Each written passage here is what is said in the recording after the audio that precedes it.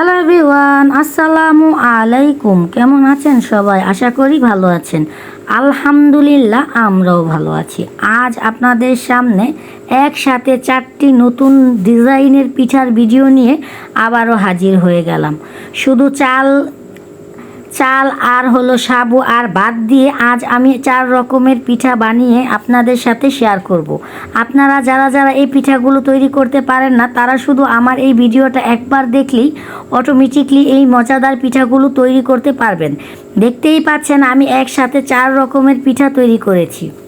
এখন আসি মূল কথায়। এখন শুধু রাত 8টা থেকে 9টা বাজে। এখন আমি এখানে আমরা যেই চালের ভাত খাই, যেমন সিদ্ধ চালটা, এটা হলো বাসমতি চাল, বাসমতি না, নাজিসের চাল। এই চালটা দিয়ে এখন আমি এক পা চাল নিয়েছি। নিয়ে এটাকে সুন্দর করে হাত দিয়ে কচলিয়ে ধুয়ে নিচ্ছি। কারণ চাল যদি রাত্রে ভালো করে ভিজিয়ে রাখেন তাহলে এই পিঠাগুলো বানালে অনেক সুন্দর হবে, আর আপনি অটোমেটিকলি এই পিঠাগুলো বানাতে পারবেন।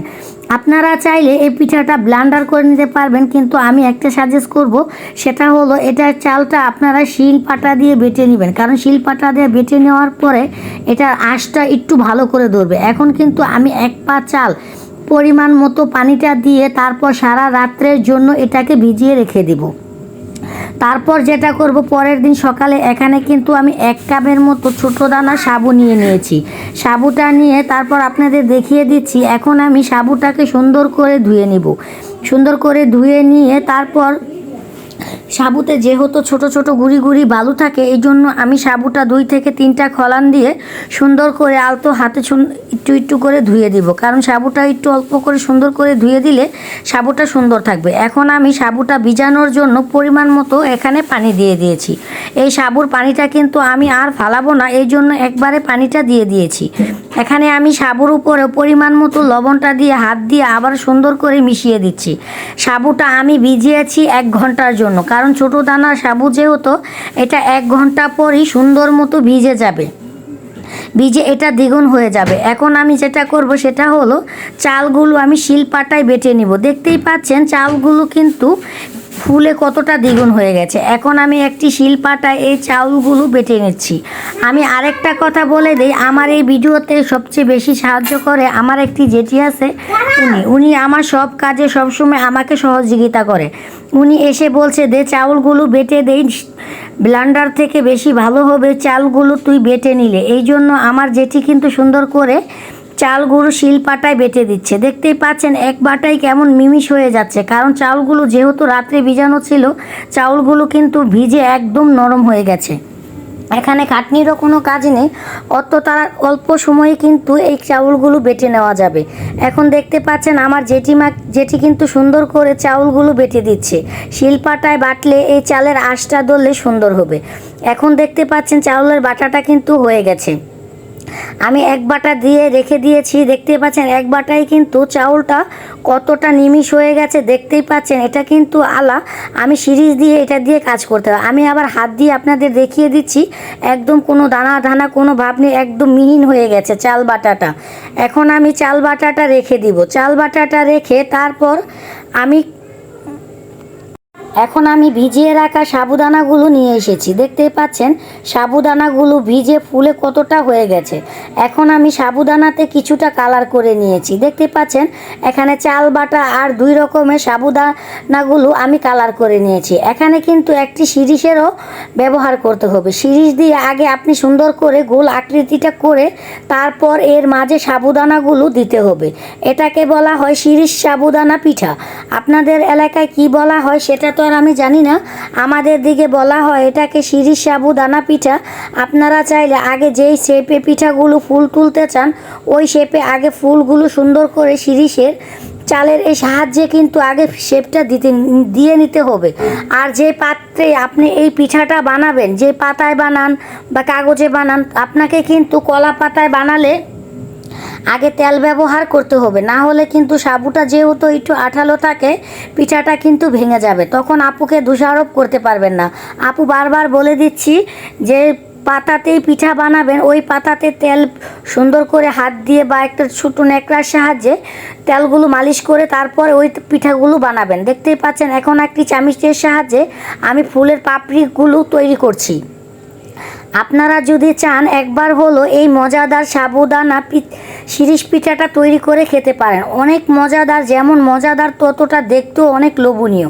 আমি পুরো পিঠাটা আপনাদের বানিয়ে দেখিয়ে দিচ্ছি, আমি বলে তো আপনাদের বোঝাতে পারবো না। আপনারা যদি একটু সহজ মনোযোগ দিয়ে আমার ভিডিওটা দেখেন, অটোমেটিকলি কিন্তু আপনারা এই পিঠাগুলো তৈরি করতে পারবেন। এখন কিন্তু আমার পাপড়িগুলো ঝুপে যাচ্ছে, ঝুপে গেলেও কোনো সমস্যা নেই। এই পাপড়ির ওপরে কিন্তু আমি আবারও শেপ দিয়ে দিব। যেই শেপটা আমি প্রথমে তুলেছি ওই শেপটি কিন্তু আবারও দিয়ে দিব। এখন কিন্তু এইভাবে চামিচ দিয়েও আপনারা করতে পারবেন, আর হাত দিয়েও করতে পারবেন। হাত দিয়ে করলে কি হবে, আপনার হাতের যদি হাত লাগে হয়তো বা এই আপনার শেপটা চলে যাবে, তখন কিন্তু আপনাকে একটু খাটনি আরও বেশি করতে হবে। তার চেয়ে একটু কষ্ট করে হলো আস্তে আস্তে আলতো হাতে চামিচ দিয়েই আপনারা এই পাপড়ি শেপটা তুলবেন। দেখতেই পাচ্ছেন আমি কিন্তু চামিচ দিয়ে তুলছি আর আপনাদের দেখিয়ে দিচ্ছি। আমার যে আপুরা পিঠা লাভার আছে ওরা কিন্তু এই ভিডিওটা দেখলে অটোমেটিকলি পিঠাগুলো তুলতে পারবে। আর পিঠাগুলো দেখতে যেমন লোভনীয়, খেতেও কিন্তু অসাধারণ মজাদার। এই পিঠাগুলো আমি কিন্তু এই প্রথম বানিয়েছি, কিন্তু যখন ভেজেছি আমি ভাজা করেছি তখন আমার ছেলে মেয়ে তো কি বলবো, অসাধারণ মজা। আর একটা পিঠা যতটা আমি সাইজটা এই পিঠার বড় তুলে ফেলেছি, পিঠাটা ভাজার পর একটা পিঠাই কিন্তু আমার এক প্লেটের মতো হয়ে গেছে, কারণ পিঠার শেপটা আমি অনেকটা বড় দিয়ে দিয়েছি। বুঝতে পারিনি প্রথম পিঠার শেপ দিয়েছি তাই অনেকটা বড় হয়ে গেছে। তারপর কিন্তু এভাবে সাবুদানাগুলো দিয়ে তারপর কিন্তু আপনারা আবারও শিরিষের সাহায্যে শেপটা আবারও উপর দিয়ে দিবেন। যেহেতু এটার উপর শিরিষটা না দিলে কিন্তু আবার সাবুদানাগুলো ছুটে যাওয়ার একটু সম্ভাবনা থাকবে। এই জন্য কিন্তু আমি আপনাদের দেখিয়ে দিচ্ছি কি করে আমি আবারও সাবুদানাগুলোর উপরে আবার কিন্তু শিরিষ দিয়ে এভাবে আট করে দিচ্ছি। একটু শিরিষটা চেপে ধরলেই কিন্তু আপনারা এভাবে শেপটা আবারও দিয়ে দিতে পারবেন। দেখতেই পাচ্ছেন পিঠাটা কতটা সুন্দর হয়েছে, আর ফুলটাও দেখতে মাশাআল্লাহ অনেকটাই লোভনীয়, মানে নজর কাড়ার মতো একটা পিঠা। এখন কিন্তু আমার আরেকটি কালারের আমি এই পিঠাটা আবারও আপনাদের দেখিয়ে দিচ্ছি, যাতে আপনারা সহজভাবে এই পিঠাগুলো বানাতে পারেন। এখন কিন্তু আমি শেপটা তুলে আবারও পাতা কালার রঙটা যেই সাবুদানাতে দিয়ে দিয়েছি ওই সাবুদানা দিয়ে আবার এই পিঠাটা তুলছি। দেখতে পাচ্ছেন আমি কিন্তু দেখিয়ে দিচ্ছি যাতে আপনাদের কষ্ট না হয় আর আপনারা অটোমেটিকলি এই পিঠাগুলো বানাতে পারেন। আমার যে আপুরা পিঠা বানাতে ভালোবাসেন একটু ফলো করলেই দেখবেন অটোমেটিকলি এই পিঠাগুলো আপনারা তৈরি করতে পারছেন। আর এই পিঠাগুলো দেখতে যেমন সুন্দর, খেতেও অনেক মজাদার, মুচমুচে, কি বলবো, আর মুখে দিলেই মিলিয়ে যায়। কারণ সাবুদানা যেহেতু একদম নরম থাকে, পিঠাটা মুখে দেওয়ার সাথে সাথে মিলিয়ে যাবে। আর এই পিঠাগুলো যখন আপনি ভাজবেন দেখবেন কতটা যে সুন্দর আর কতটা যে লোভনীয় লাগছে। আজ কিন্তু একসাথে আপনাদের আমি 4টা পিঠার ডিজাইন দেখিয়ে দিব। আপনারা চাইলে আমার ভিডিওটা না টেনে ফুল ভিডিওটা দেখলে এক ভিডিওতে আপনারা 4 রকমের পিঠা তৈরি করতে পারবেন। এখন দেখিয়ে দিচ্ছি শিরিষ দিয়ে সাবুদানার ফুল পিঠা তৈরির ভিডিও। দেখতে পাচ্ছেন আমি কিন্তু আপনাদের ফুল ভিডিওটা দেখিয়ে দিচ্ছি যাতে আপনারা সহজভাবে এই পিঠাগুলো তৈরি করতে পারেন। এই জন্য, কারণ আমার অনেক আপুরা আছে যে বলে আপু কিভাবে তৈরি করব, কি করব। এই জন্যই কিন্তু আমি একদম আস্তে আস্তে করে একদম ফুল ভিডিওতে দেখিয়ে দিচ্ছি যাতে আমার আপুরা সহজভাবে এই পিঠাগুলো তৈরি করতে পারে। কারণ এই পিঠাগুলো দেখতে যেমন বললামই তো লোভনীয়, খেতেও অনেক মজাদার হয়। আর আমাদের এলাকায় এই পিঠাগুলো ঈদ হোক বা কোনো বিয়ের অনুষ্ঠান হোক বা গায়েলদের অনুষ্ঠান হোক, এই পিঠাগুলো অনেক সুন্দর করে ভেজে তারপর গায়েলদের অনুষ্ঠানে কিন্তু এই পিঠাগুলো সাজানো হয়। কারণ এই পিঠাগুলো যেমন ফুলের আকৃতি থাকে, ভাজার পর কিন্তু সেম এই ফুলের আকৃতিটাই পিঠার মাঝে থাকে। আর দেখতে কতটা সুন্দর লাগে আপনারা তো দেখেই বুঝতে পারছেন।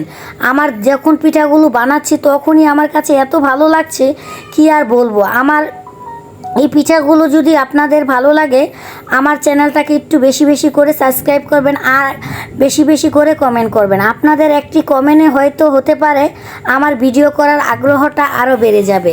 আর আমার ভিডিওতে একটা লাইক করবেন। আপনাদের জন্য এত ভালো ভালো ভিডিও তৈরি করি, আপনারা যদি লাইক কমেন্ট শেয়ারই না করেন তাহলে কি আপুর মনটা ভালো থাকবে?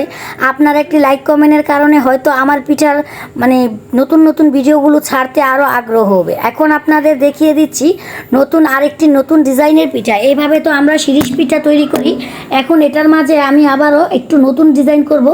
সেটা আপনাদের দেখিয়ে দিচ্ছি। আমি আগেও বলেছি, এখনও বলছি, আমার একটি পিঠার ডিজাইন না, আমি একসাথে আপনাদের 4টি পিঠার ডিজাইন একসাথে দেখিয়ে দিচ্ছি।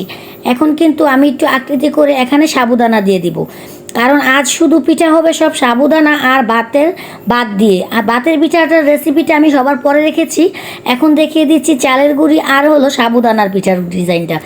এখন আমি একটি পিঠা তৈরি করেছি, আপনারা চাইলে এইভাবে পিঠাগুলো, সাবুদানা পিঠাগুলো তৈরি করে দেখতে পারবেন। যখন আপনি পিঠাটা ভাজবেন দেখতে অনেকটাই সুন্দর আর খেতেও অনেক মজাদার হবে। এখন আমি ছাড়টা আটকে দেওয়ার কারণ হলো পিঠাটা দেখতেই মাশাআল্লাহ কতটা লোভনীয় লাগছে, দেখতেই পাচ্ছেন। এখন কিন্তু আমি আপনাদের দেখানোর জন্য আরেকটা পিঠা তৈরি করব, কারণ আপনাদের বলে আমি এই পিঠাটা বোঝাতে পারবো না। আমার যে আপুরা পিঠা লাভার আছে তারা শুধু একবার একটু মনোযোগ দিয়ে আমার ভিডিওটা দেখলেই অটোমেটিকলি এই পিঠাগুলো বানাতে পারবে, কারণ এই পিঠাগুলো বানাতে আহামরি কোনো সময় লাগবে না, অল্প সময়ে কিন্তু এই পিঠাগুলো আপনারা তৈরি করতে পারবেন। আমরা কিন্তু এইভাবে অনেক রকমের শিরিষ পিঠা তৈরি করি, আমরা কিন্তু আজ শিরিষ পিঠা না, শিরিষ দিয়েই সাবুদানা পিঠাগুলো তৈরি করছি, সেটাও আপনাদের দেখিয়ে দিচ্ছি। এখানে আবার আমি ব্যবহার করব জর্দা কালার রঙটা, দেখতে পাচ্ছেন জর্দা কালার রঙটা দিয়ে যে সাবুগুলো আমি রেখেছি মাঝখানে ওই সাবুগুলো দিয়ে দিচ্ছি। দেখতেই মাশাআল্লাহ কতটা লোভনীয় লাগছে, দেখতে পাচ্ছেন। এই পিঠাগুলো আপনারা চাইলে অটোমেটিকলি কিন্তু বানিয়ে রাখতে পারবেন। আরেকটা কথা বলে দিই, এই পিঠাগুলো যখন আপনি সিদ্ধ করবেন, শুকাবেন, তারপর কিন্তু 1 থেকে 1.5 মাস, মানে 1 থেকে 1.5 মাস আপনারা শুধু ভেজে খেয়ে রাখতে পারবেন। আর যদি মনে করেন না শুকিয়ে শুধু আমি এই পিঠাগুলো খাবো, তাহলে 1 বছর সংরক্ষণ করে খেতে পারবেন। এখন আমি চুলাতে একটি পাতিল বসিয়ে দিয়ে তারপর ওখানে পানি দিয়ে তারপর একটি পাতলা ওড়না বেঁধে রেখে দিয়েছি। এখন কিন্তু আমার 2 আইটেমের পিঠাগুলো একদম কমপ্লিট হয়ে গেছে, সেটাও আপনাদের দেখিয়ে দিচ্ছি। পিঠাগুলো দেখতেই মাশাআল্লাহ কতটা সুন্দর লাগছে না? আপনারা যদি চান অটোমেটিকলি কিন্তু এই পিঠাগুলো তৈরি করতে পারবেন। এখন আমি পিঠাগুলো দিয়ে আরেকটা কথা বলে দিই, আপনারা যে পাত্রে পিঠাগুলো নামাবেন ওই পাত্রে ভালো করে একটু তেল মালিশ করে নেবেন, কারণ সাবুদানা যেহেতু একটু আঠালো থাকে তাহলে কিন্তু আপনার পিঠাগুলো লেগে যাবে। আর একটার ওপর আরেকটা করে পিঠা দিবেন না, পিঠা সর্বোচ্চ 2টা বা 1টা দিবেন, কারণ বেশি পিঠা দিলে কিন্তু আপনার পিঠাগুলো নষ্ট হওয়ার চান্স বেশি থাকবে।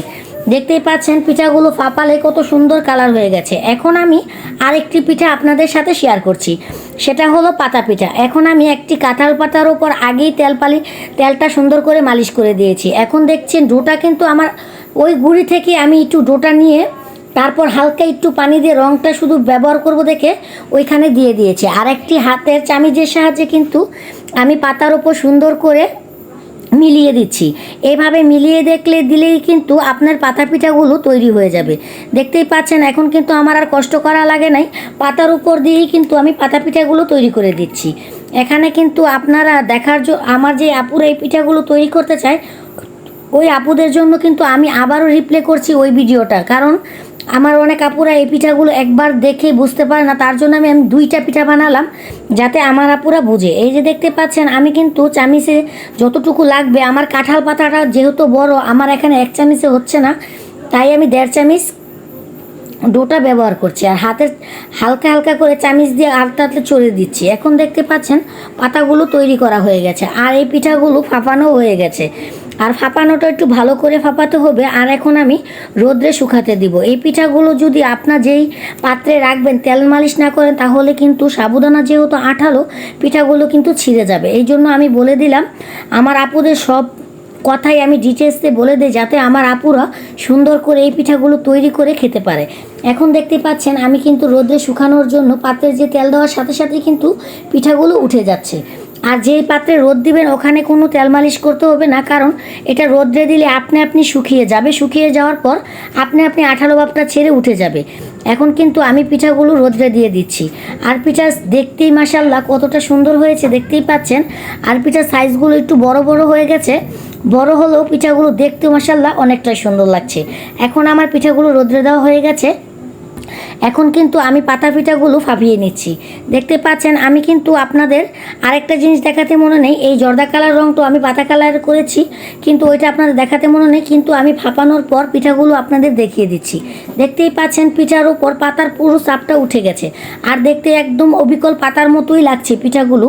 যেহেতু কাঁঠাল পাঠাল লাল হলে একটু এই কালারই হয়ে যায়, এই জন্য আমি এই কালারটা করে নিয়েছি। এখন কিন্তু আমার পিঠাটা মোটামুটি একদম বানানো কমপ্লিট। এখন আমি শুধু রোদ্রে সবগুলো পিঠা একসাথে রোদ্রে শুকিয়ে দিব, কারণ পিঠাগুলো যে এখন তো মোটামুটি অনেক প্রচুর পরিমাণ রোদ থাকে, এই এক রোদেই কিন্তু আমার এই পিঠাগুলো শুকিয়ে একবারে মুচমুচি হয়ে যাবে।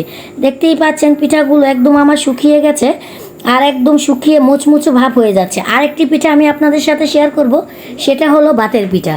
দেখতেই পাচ্ছেন এটা আমার কালকে রাত্রে রান্না করা ভাতগুলো বেশি হয়েছে। আমরা এখন কি করব, হয়তো এই ভাতগুলো খাবো, না হলে ফেলে দিব। এখন আমি কিন্তু এই ভাত দিয়ে আপনাদের আরেকটি মজাদার পিঠা তৈরি করে দেখাবো। এখানে কিন্তু আমি সাদা ভাতগুলো নিয়ে তারপর একটু কালার করে দিয়েছি, যে কালার রঙটা আমার কাছে ছিল ওই রঙটা দিয়ে এই কালারটা আমি করেছি। দেখতেই মানে ভাতের কালারটি জর্দা কালার হয়ে গেছে। এখন আমি যেটা করব, এই পিঠাগুলো কিভাবে তৈরি করব সেটা আপনাদের দেখিয়ে দিচ্ছি। এখন আমি পাটার উপর ভাতগুলো দিয়ে একটি শিলপাটাতে বেটে নিচ্ছি, আর একটি ছোট বুইমের মুখার সাহায্যে এই পিঠাগুলো তৈরি করছে। আর আমি আরেকটা কথা বলে দিই, আপনারা যারা এই পিঠাগুলো তৈরি করতে চান তারা হলো এই বুইমের মুখাতে আপনাকে প্রচুর পরিমাণ তেল ব্যবহার করতে হবে, না হলে কিন্তু পিঠাগুলো বেজে যাবে, তখন ছিঁড়ে যাবে। এই পিঠাতে যেহেতু নরম হবে, তাই আপনাকে তেল ব্যবহারটা করতে হবে। তেল ব্যবহার করলে দেখতেই পাচ্ছেন হাতে একটু লাগলেই সুন্দর করে পিঠাগুলো ছুটে আসছে। আমার যে আপুরা আমার এই একটা ভিডিও দেখে 4টা পিঠা বানাতে চান, তারা শুধু আমার ভিডিওটা না টেনে ফুল ভিডিওটা দেখে যাবেন। দেখতেই পাচ্ছেন একদম সহজ পদ্ধতিতে কিন্তু আপনাদের সবগুলো পিঠা আমি দেখিয়ে দিচ্ছি। আর এই যে কতক্ষণ পরে পরে আমি একটা ছোট পাতিলে তেল নিয়ে নিয়েছি, আর এইভাবে মুখাটা তেলে চুবিয়ে তারপর পিঠাটা বানাবেন। দেখবেন একটা পিঠাও আপনার মুখাতে বাজছে না, অটোমেটিকলি উঠে যাচ্ছে আর সুন্দর করে মিলিয়ে যাচ্ছে। আর আপনি যে পাত্রে রোদ দিবেন ও পাত্রে শুধু একবার সেট করে দিবেন, দেওয়ার পর রোদ্রে রেখে দিয়ে আসবেন। দেখবেন অটোমেটিকলি আপনার পিঠাগুলো সব তৈরি হয়ে গেছে, মানে একদম শুকিয়ে এক রোদেই কিন্তু এই পিঠাগুলো সব শুকিয়ে যায়। আমি একদিনই 4 রকমের পিঠা বানিয়েছি আর তোমাদের সাথে শেয়ার করছি। বলো তো আমার পিঠাগুলো দেখতে কেমন হয়েছে, আর মানে দেখতে কেমন লাগছে, আর খেতে যে কত মজাদার। তোমরা একবার বানিয়ে খেয়ে দেখো, অসাধারণ মজা। আর যদি খেতে চাও তাহলে আপুর বাসায় দাওয়াত রইল, সবাই এসে এই পিঠাগুলো খেয়ে যাবে। এখন কিন্তু আমি আবারও কিছু পিঠা তৈরি করছি, সেটাও আপনাদের দেখিয়ে দিচ্ছি, কারণ লাস্ট একদম পিঠাগুলো আমার বানানো কমপ্লিট হয়ে যাচ্ছে, তাই আপনাদের দেখিয়ে দিচ্ছি। আরেকটা কথা বলে দেই, উপরে যে পিঠাটা উঠে আসছে ওটা তো উঠে আসছে, আর নিচে দেখবেন একটু গোলা টাইপের রয়ে গেছে। আপনারা আবার ভয় পাবেন না, ওই গোলাটা টান দিয়ে পরে ভাতের সাথে হালকা করে একটু বাটা দিলেই কিন্তু আপনার এই পিঠাগুলো আবারও সুন্দরভাবে হয়ে যাবে। আর এই পিঠাগুলো একদম সহজ পদ্ধতিতে আপনারা তৈরি করতে পারবেন। এখানে কিন্তু কোনো ঝামেলা নেই, কোনো খরচ নেই, কোনো ঝামেলা নেই, মানে আপনাকে হাজার হাজার টাকাও গুনতে হলো না, আর খরচও বেশি করতে হলো না। অটোমেটিকলি আপনি অল্প কিছু টাকার ঘরের কিছু উপকরণ দিয়ে মজাদার এই পিঠাগুলো তৈরি করতে পারছেন। এখন দেখতেই পাচ্ছেন আমার পিঠাগুলো সব শুকিয়ে মুচমুচে হয়ে গেছে, আর দেখতে কতটা লোভনীয় লাগছে একবার দেখেছেন। আর এই পিঠাগুলো যখন আমি তেলে ভাজবো ওই ভিডিওটা আরেকদিন দিয়ে দিব, আজ আপনাদের এই ভিডিওটা দিয়ে দিলাম। দেখতেই পাচ্ছেন যে কতটা লোভনীয় লাগছে এই পিঠাগুলো, যেমন লোভনীয় দেখতে, খেতেও অসাধারণ মজাদার। আর আমাদের ভিডিওটা যদি আপনাদের ভালো লাগে আমার চ্যানেলটাকে সাবস্ক্রাইব করে দিবেন, পাশে থাকা বেল বাটনটি বাজিয়ে নতুন নতুন ভিডিও পেতে আমাদের সাথেই থাকবেন। যারা যারা আমার ফেসবুক পেজ থেকে আমার ভিডিওটাকে দেখছেন তারা আমার ফেসবুক পেজটাকে ফলো দিয়ে দিবেন। আল্লাহ হাফেজ।